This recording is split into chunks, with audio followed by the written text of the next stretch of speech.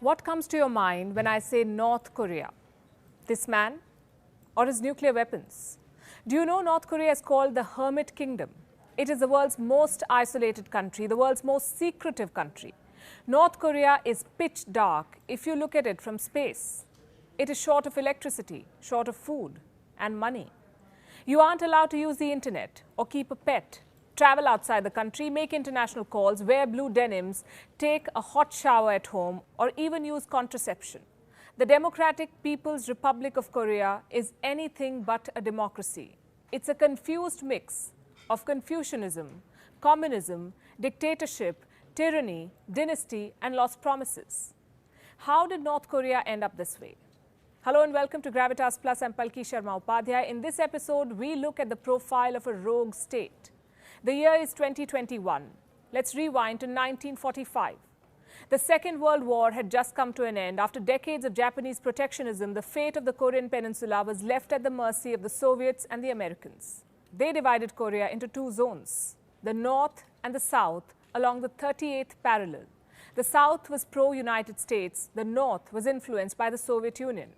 They installed a communist guerrilla leader named Kim Il-sung as the premier of North Korea.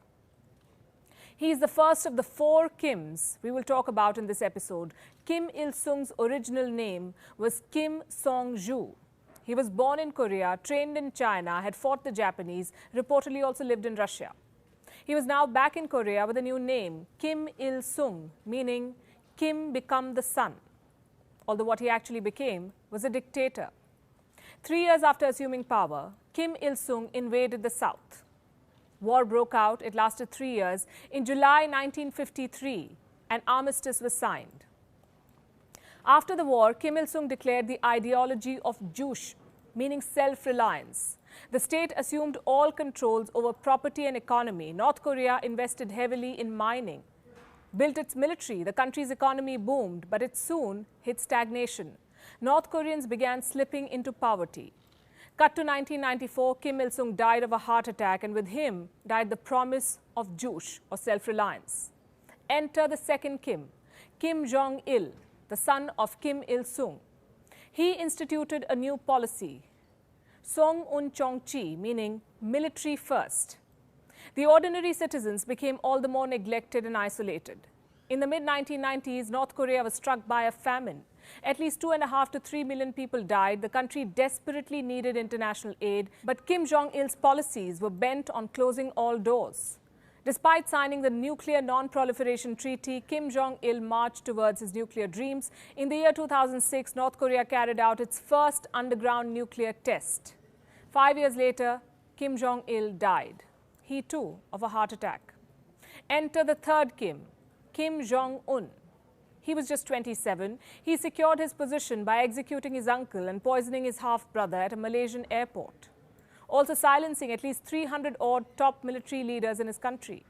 Kim wasted no time in accelerating North Korea's nuclear program. Between 2016 and 2017, he conducted 3 nuclear tests, including a hydrogen bomb, and 30 short and long missile launches, including an intercontinental missile launch. 3 dictators and 74 years of rule by the Kim dynasty later, this is where North Korea stands, internationally isolated. North Korea has been sanctioned by the United Nations, by the United States, South Korea, the European Union, Japan, and Australia. This country is starving. It has a population of 25 million. At least 10 million of these people are malnourished. This is according to the UN World Food Programme. Most families in North Korea can manage only 2 meals a day. Many live on corn. The pandemic has worsened the situation. North Korea relies on China for almost all of its external trade. In January 2020, Pyongyang sealed its borders. Between June and September, the country was hit by severe flood. By August, North Korea reduced imports from China by almost 75%. In October, North Korea said the Wuhan virus can spread through migratory birds, animals, snow, and even the yellow dust blowing into the country from China. As we speak, North Korea does not have enough food to feed its people. Kim Jong-un has banned all emergency aid. No one dares to contest Kim's policies. North Korea hero worships its supreme leader. People shed tears at the glimpse of Kim Jong-un. The psychophancy has paved the way for some really absurd policies. North Koreans were recently forced to give up their pet dogs so that they can be used for restaurant meat. North Koreans have been told to produce 200 pounds of human manure a day to fertilize the soil and revitalize the country's economy, and I'm not joking. In 2020, Kim Jong-un issued a ban on pet ownership. He called it a quote-unquote tainted trend by bourgeois ideology. There is a world of difference between the life of an ordinary North Korean and the exorbitant lifestyle of its dictator. Kim spent $33,000 on American alcohol and more than $95,000 on German wine in 2016. The caviar he eats is imported from Iran. His coffee is flown in from Brazil. While his people starve to death, Kim eats steaks of Kobe beef, buys Christian Diors for his wife, spends upwards of $3.5 million on lingerie for his pleasure squad, owns an $8 million yacht, a fleet of over 100 cars. I wonder where he drives them. North Korea has 25,554 kilometers of roads, but only 724 kilometers are paved. Parents are banned from naming their children Kim Jong-un. Only 14 hairstyles have been approved for North Korean women. Men are not allowed to grow their hair longer than 5 centimeters. This country has no parallels in today's world. A lot of what North Korea is today has to do with its obsession with the US. Do you know North Koreans refer to Americans as big noses? Kim Jong-il wanted to avenge the Korean War. The Kim dynasty believes the only way to ensure history does not repeat itself is by building fear. Hence the nuclear program. Nukes are also Pyongyang's way of negotiating with the world. The recent examples include the Singapore and Vietnam summit between Kim Jong-un and former US President Donald Trump. The US wanted the denuclearization of the Korean Peninsula. Pyongyang asked for sanctions to be lifted.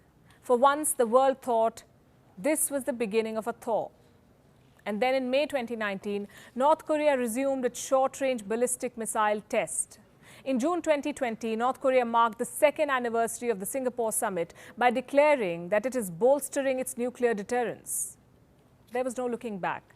On the 21st of March 2021, North Korea fired off 2 cruise missiles. 4 days later, it fired 2 short-range ballistic missiles, a type which violates UN Security Council sanctions. But for how long can North Korea continue this way? The pandemic was a golden opportunity for Pyongyang to reconnect with the world. All it had to do was accept humanitarian shipments. But Kim Jong-un had other plans. Do you know, before taking every important decision, Kim rides a white horse to Mount Paektu. This is North Korea's tallest peak, also an active volcano.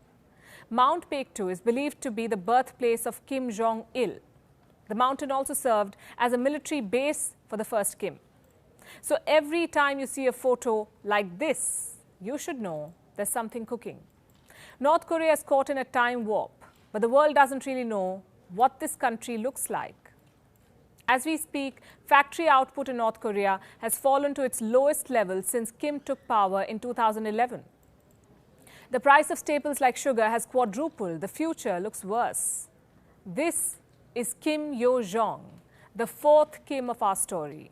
She is Kim Jong-un's sister. She was once called the Ivanka of North Korea. This is after she led the North Korean delegation to the Pyeongchang Winter Olympic.